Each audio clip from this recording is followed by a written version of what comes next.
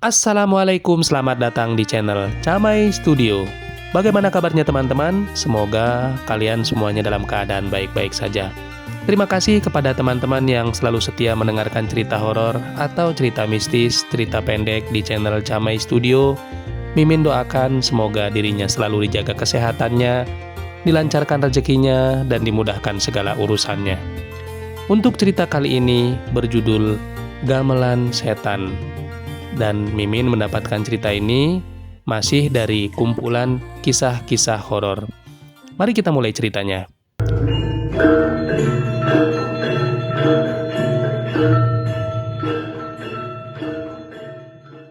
Suara tetabuhan itu seolah akrab dengan telingaku. Tapi entah dari mana asalnya. Pada saat aku berkunjung ke rumah sepupuku, Darminto namanya, di pedesaan yang cukup jauh dari jalan raya. Sudah 5 hari ini, aku tinggal di rumah Darminto yang sederhana, namun hangat dengan keramahannya, dan dia tinggal sendirian di sana karena telah yatim piatu, dan pekerjaannya pun hanyalah sebagai petani sederhana. Secara umum, desa tempat Darminto ini termasuk desa yang damai, meskipun terkesan sangat apa adanya. Tetapi ada yang aneh semenjak aku datang kemari, 5 hari yang lalu. Setiap malam, desa ini selalu menjadi seperti desa mati. Nyaris tak ada kehidupan dan aktivitas. Entah mengapa penduduk selalu mengunci rapat-rapat pintunya dan hanya menghidupkan lampu tempel setelah maghrib. Aku sendiri juga heran, mengapa Darminto pun melakukan hal yang sama, menutup pintu rapat-rapat setelah maghrib dan hanya menghidupkan lampu tempel. Memang sudah lumrah dan menjadi kebiasaan di desa ini. Desa ini pun belum dialiri listrik. Namun, mengapa hanya satu lampu saja yang dihidupkan? Dan itu pun hanya di ruang tamu dan harus dimatikan pada saat tidur. Darminto, kenapa sih desa ini setiap habis maghrib seolah seperti desa mati, nggak ada aktivitas sama sekali, lalu lalang di depan rumah gitu? Tanyaku suatu pagi saat menikmati sarapan berupa nasi tiwul dan sayur lodeh pedas. Darminto yang tinggal sendiri karena belum menikah, ini pun hanya menggelengkan kepala. Karena melihat Darminto yang menggelengkan kepala, aku makin penasaran dengan apa yang sebenarnya terjadi. Semua kejadian-kejadian, lebih-lebih setelah 2 malam terakhir, aku selalu mendengar suara gamelan yang sayup-sayup terdengar. Darminto, kamu itu bagaimana sih? Wong aku itu sepupumu loh. Masa kamu nggak mau ngasih tahu apa sih yang sebenarnya terjadi di desa ini? Ucapku. Aku semakin penasaran. Sementara Darminto hanya menunduk sambil meneruskan makannya. Aku sudah mencoba bertanya-tanya kepada penduduk pula. Namun jawabannya pun sama. Mereka seolah enggan menjawab. Bahkan di muka mereka aku dapat membaca adanya kecemasan dan keresahan. Jangan Den, nanti saya bisa celaka kalau saya ceritain. Nyuwun ngapunten nggih. Saya tidak bisa cerita, maaf banget. Saya harus ke desa sebelah, jangan saya Mas. Mas, bukan waktu yang tepat untuk cerita di sini ya. Begitulah jawaban mereka saat kutanya. Bahkan ada yang langsung masuk rumahnya saat saya bertanya soal itu. Mengapa setiap habis maghrib mereka langsung menutup pintu? Dan kenapa suara gamelan itu terdengar?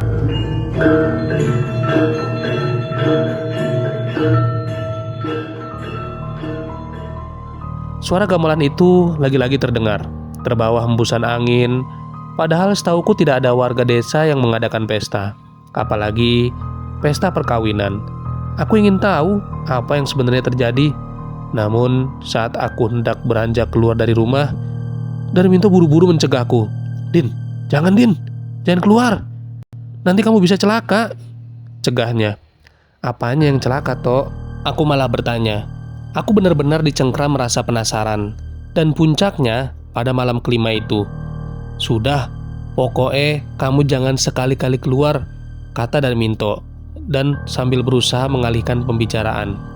Aku justru jengkel karena setiap pertanyaanku selama tinggal di sini selalu dibiarkan menggantung. Suara gamelan itu masih membahana terbawa hembusan angin malam. Dan memang benar, bulu kuduku memang merinding.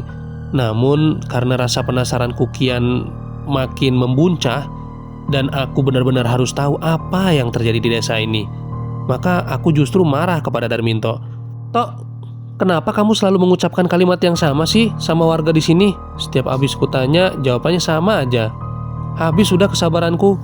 Darminto hanya terdiam. Namun, karena melihat sikapnya, aku justru makin marah. Setiap aku bertanya, kenapa suara gamelan itu ada? Mengapa kau malah melarangku?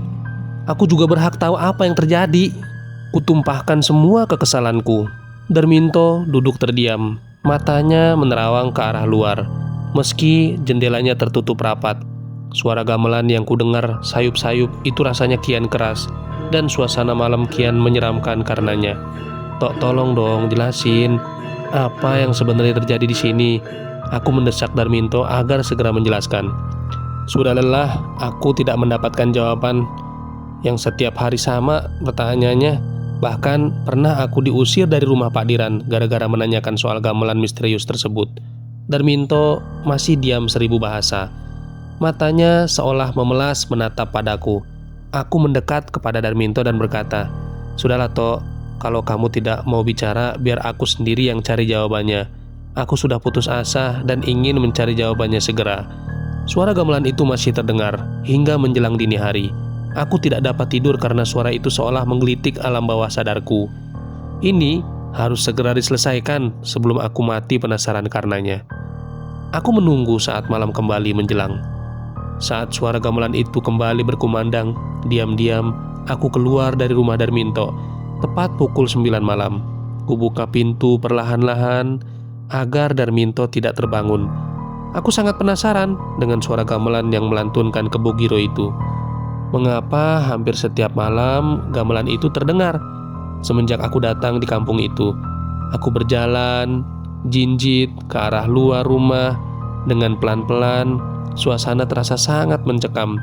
Nyaris tidak ada penerangan dan hanya pijar lampu tempel yang berkerlap-kerlip di sepanjang jalan kampung itu.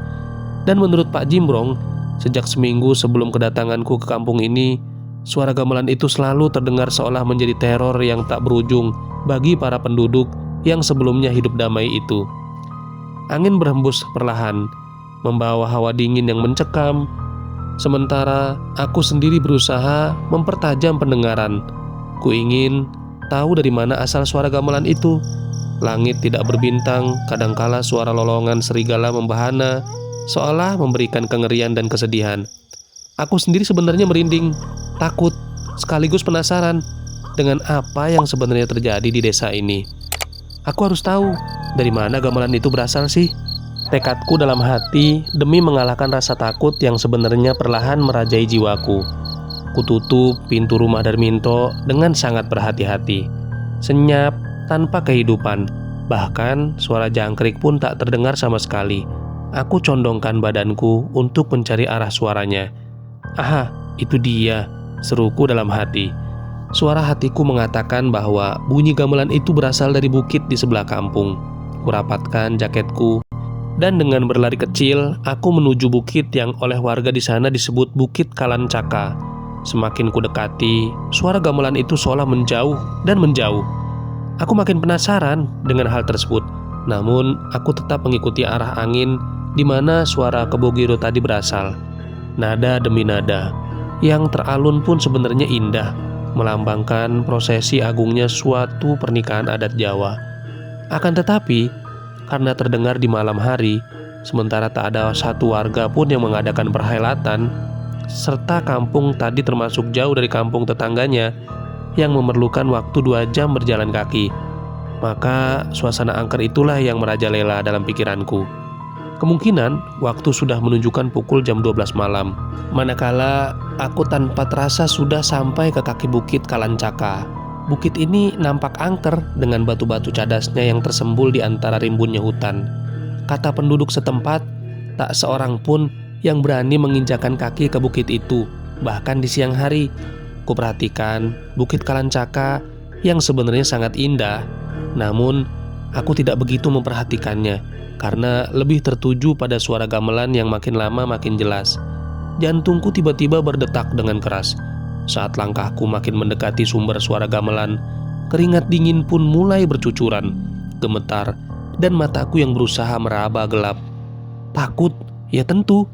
Tak terpungkiri cemas. tidak kurang apa yang ada di depan sana. Dan makin penasaran, makin tebal. Aku berusaha mematikan rasa takut dan cemas itu.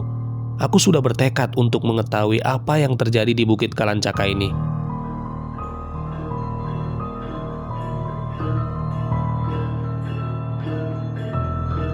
Suara itu kian membahana, membedah, dan mengobrak-ngabrik sanubariku. Sebenarnya apa sih yang terjadi? Langkahku makin mendekati sumber suara, seolah terjadi suatu keramaian yang luar biasa. Tiba-tiba, aku mendengar suara-suara manusia yang mendekat. Bergegas aku bersembunyi di balik semak belukar. Sementara langkah-langkah kaki manusia tadi semakin jelas. Ternyata mereka adalah sosok seperti manusia yang memakai busana, seolah hendak pesta perkawinan, tapi menggunakan pakaian zaman dahulu. Ada 4 orang yang masing-masing membawa seperti bungkusan. Entah apa isinya.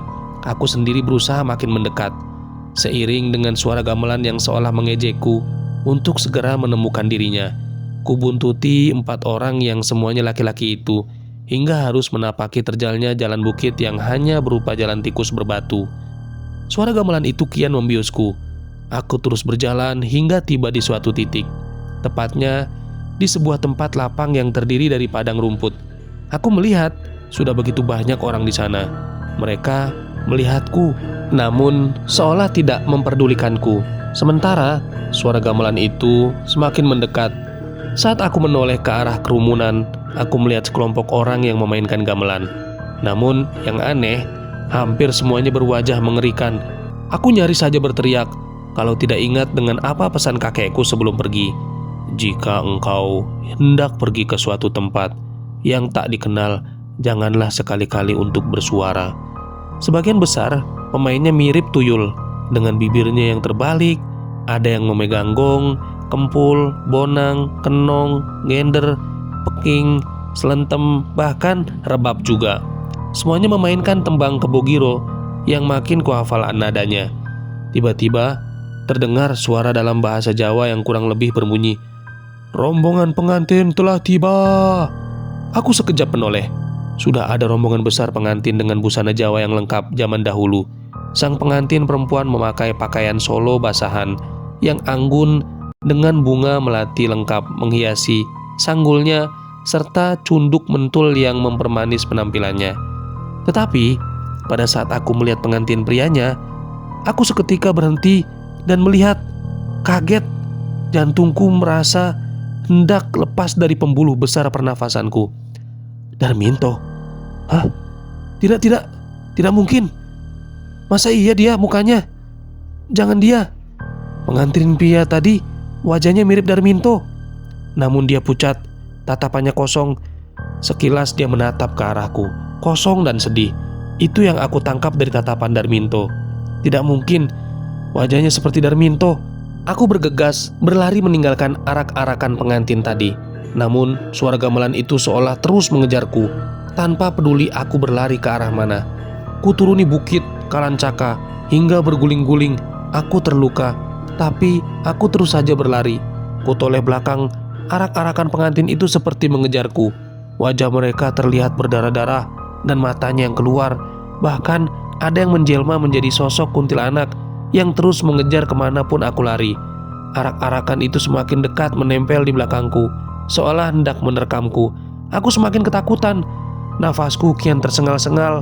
Suara gamelan kebogiro itu tiba-tiba beriringan dengan suara lolongan serigala dan ketawa cekikikan dari kuntilanak yang sangat menakutkan.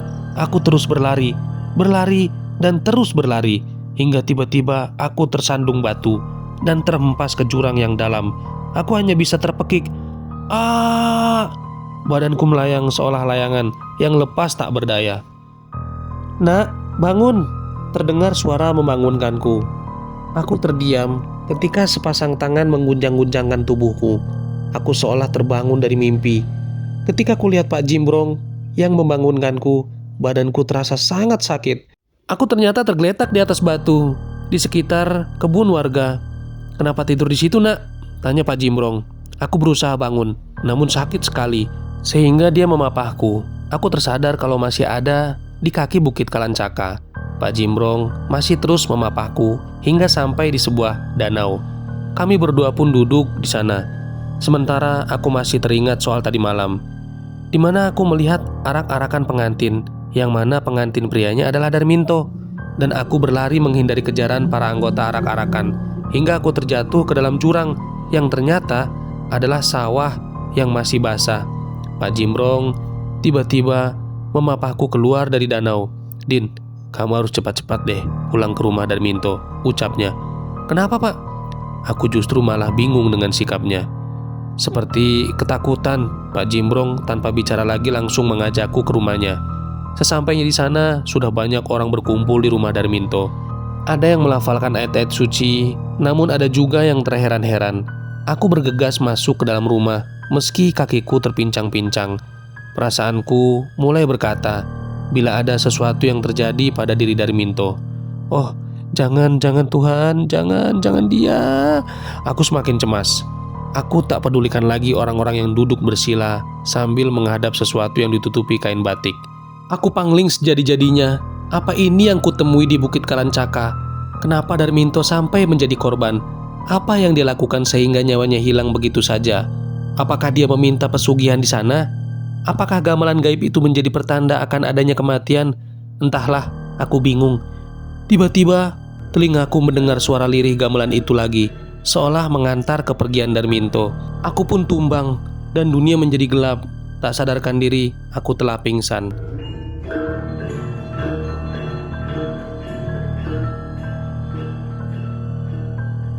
Saat ku terbangun, aku sudah ditemani oleh Pak Jimbrong.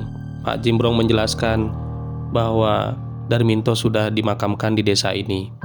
Jadi, Pak Jimbrong memberitahu kepadaku bahwa di desa ini masih ada warga yang tak kasat mata yang tinggal di desa sebelah desa kami. Bagi yang akan menceritakan, mendengarkan gamelan, pertanda keluarganya akan dijemput oleh warga yang tak kasat mata tersebut. Dari cerita inilah, aku tidak mau tinggal di desa saudaraku itu. Aku pulang ke tempat keluargaku serta menceritakan kejadian yang aku alami selama tinggal bersama Darminto. Itulah pengalaman yang aku alami selama aku tinggal di kampung sepupuku itu di Jawa. Mungkin masih banyak desa-desa yang lain di Jawa yang mempunyai aturan tak tertulis dan masih percaya kepada mistik-mistik tersebut. Terima kasih kepada teman-teman yang sudah mendengarkan cerita ini sampai selesai. Jangan lupa yang baru bergabung untuk like, subscribe, dan share, serta meninggalkan komentarnya agar tidak tertinggal video terbaru. Sekian dari saya. Wassalamualaikum warahmatullahi wabarakatuh.